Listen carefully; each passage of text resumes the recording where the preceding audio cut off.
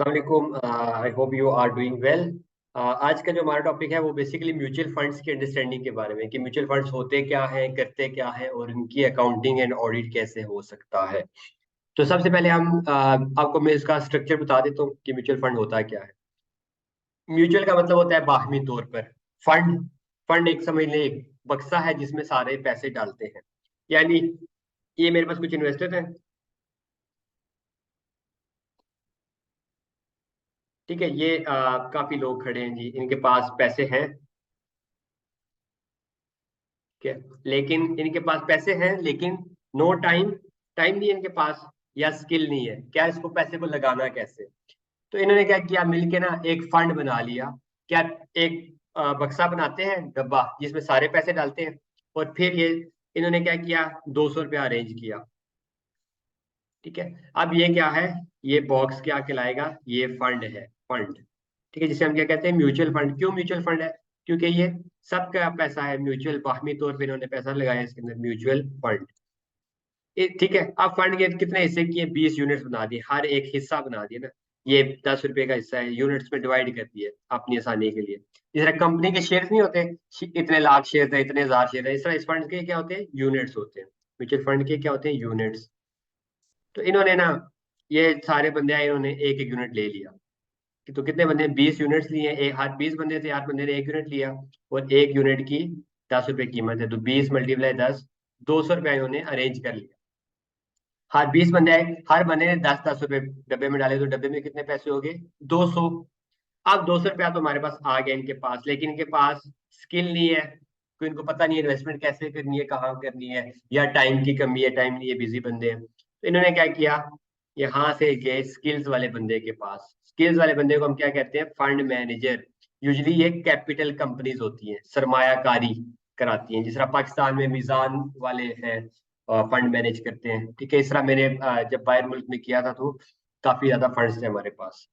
अच्छा, अब वो काम मैनेजर कहेगा, ठीक है आप लोग पैसा डाल दिया, मैं आपके पैसे को मैनेज करता हूँ, मुझे बेहतर पता है ना कि इन्वेस्टमेंट कहाँ करनी है। वो ये 200 रुपया लिया उसने और वो चला गया मार्केट में। उसने कुछ इन्वेस्टमेंट्स की, कई कंपनियों के शेयर लिए, कुछ कर्जे दिए, कुछ डिपॉजिट रखवा के, बहरहाल उसने जो भी किया, पैसे को कहीं ना कहीं इन्वेस्ट कर दिया। अब उसके बदले वो क्या करता है, हमेशा मैनेजमेंट की फीस चार्ज करता है। ये बात एक बड़ी इंपॉर्टेंट बात है कि जो भी फंड मैनेजर है वो आपसे एक फीस चार्ज करता है, और वो नेट एसिड्स वैल्यू पर होती है। अब नेट एसिड वैल्यू को होते हैं, ये भी हम डिस्कस कर लेते हैं। वो कहते हैं यार जितने भी मैं एसिड बनाऊंगा ना आपके, उसका 2% तक ना बस मेरी फीस हो जाया करेगी, क्योंकि मैं आपका फंड मैनेज कर रहा हूँ, बस सिंपल। तो फंड के इतने बड़े भी खर्चे नहीं होते हैं, हालांकि ये अगेन ये सेपरेट एक एंटिटी होती है, सेपरेट टाइटल होता है इसका, ठीक है, जो भी इसका नाम आप दे दें। तो क्या किया, 20 बंदों ने, ये एक संदूक थी, इसमें सबने 10-10 रुपए डाले और मिला के 200 रुपये जमा कर दिया। चले गए यार स्किल्स वाले के पास कि यार ये लो 200 रुपया, आप क्या करो, मेरे भी हाथ पे फंड। तो इसने 200 रुपये लिया और चला गया इन्वेस्टमेंट वगैरह करने, ठीक है। तो अब हम इसकी अकाउंटिंग की तरफ आते हैं कि अब हो रहा क्या है। तो पहले साल कंपनी के पास क्या है, 200 रुपया कैश था, उसका एसिड आ गया, ठीक है। जिम्मेदारी थी नहीं पहले दिन, तो नेट एसिड्स, नेट एसिड्स क्या होते हैं, हमेशा टोटल एसिड्स में से टोटल लायबिलिटीज माइनस करते हैं, तो नेट एसेट 200 में से क्या, जीरो, 200। अब यूनिट्स कितने हैं, वही 20 यूनिट्स हैं। यूनिट्स मतलब हिस्से कितने हैं, तो हमने क्या, 20 बंदे हैं, सबने एक एक हिस्सा लिया है, तो 20 यूनिट्स हैं। ये हर साल में बराबर है, तीसरे साल भी, फाइन। तो पर यूनिट नेट एसिड्स, क्या, हर यूनिट के नेट एसिड कितने हैं, तो उतने ही है पहले दिन, 200 डिवाइडेड बाई 20, उसको डिवाइड करना है तो 10, यानी कि हाल फिलहाल पहले दिन है तो 10 रुपए है। अब अगले साल उसने तरक्की की है और उसके एसेट्स पहुंच गए हैं 250 पर, ठीक है। साल में 10 की ऑब्लिगेशन भी आ गई हैं, लाइबिलिटीज भी, तो उसके नेट एसेट्स कितने हो गए, 250 - 10, 240। फिर अगले साल मजीद तरक्की की है, एसेट 300 हो गए हैं, और जिम्मेदारियां भी बढ़ गई हैं साथ में, तो नेट में 270 के उसके नेट एसेट्स हो गए हैं। तो इसको डिवाइड करें, देखें इसकी net acid per unit value बढ़ रही है, ठीक है। जैसे जैसे फंड बढ़ता जाता है तो वैल्यू बढ़ती जाती है। हो सकता है नुकसान भी तो हो सकता है ना, हो सकता है 200 से अगले साल उसके एसिड 100 पे आ जाए, तो वैल्यू कम हो जाएगी, 10 से ऊपर जा रही है तो नीचे भी जा सकती है। तो कहने का मतलब ये, बहुत से लोग इनके पास टाइम स्किल नहीं होती, मिलाकर एक पूल में पैसे डाल देते हैं, पूल कहते हैं जिसे, और फिर एक फंड मैनेजर को ले आते हैं कि यार आप हमारे भी, आप पे सारा काम करो, ठीक है, जो भी फायदा होगा हमारा होगा, हाँ आपको 2%, 3%, 5% जितनी भी फीस एग्रीड है वो आप फीस अपने लेते रहना और हमारा काम करते रहो, ठीक है। तो वो इनका काम इस तरह करता है और हर बैलेंस शीट डेट पर इस तरह के अकाउंट्स बना देता है कि यार अब आप कितने नेट एसिड्स रह गए हैं, अब इतने रह गए हैं। और पर यूनिट वैल्यू भी देखें, ये फंड अच्छा फंड है, क्यों? क्योंकि ये अपने एसिड्स की पर यूनिट की वैल्यू बढ़ा रहा है, ठीक है। 10 से 12 पे गया, 12 से 13.5 पे। और अगर कोई फंड सही परफॉर्म ना करे तो उसकी नेट एसिड वैल्यू 10 से 8 पे, 8 से 5 पे और कम होती जाएगी। तो उसने अब एक सिर्फ मैनेजर क्या करता है, सिर्फ एक काम उसका होता है, मैनेजमेंट फी लेता है बस।